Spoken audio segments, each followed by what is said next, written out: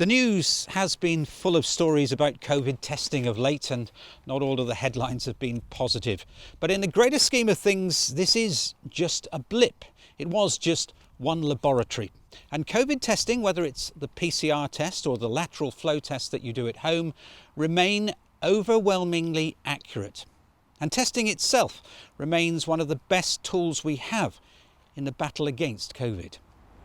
So while public confidence may have taken a bit of a knock, the main public health messages mustn't be lost.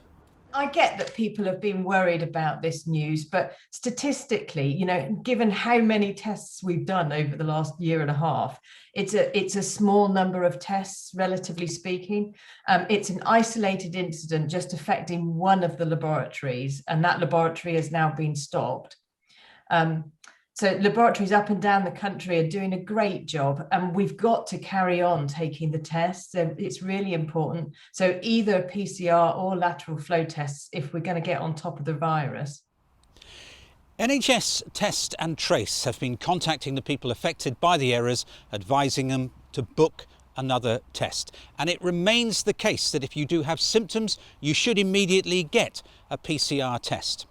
If you've tested positive with the home lateral flow kit, then again, book a PCR test to make sure whether you have COVID or not. And please keep yourself in isolation until the result of that test comes through.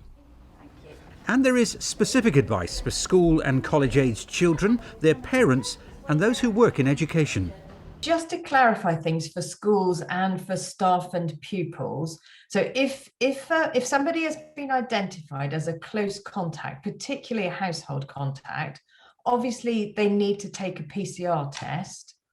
Whilst they're waiting for that PCR test to come through, they need to take a daily lateral flow test, which needs to be negative before they go out mixing or going back into school.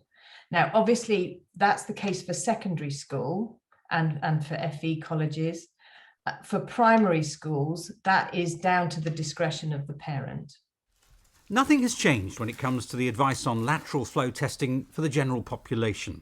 All of us should be taking a test twice a week. That's if we don't have symptoms, because we could be carrying the virus without even knowing it.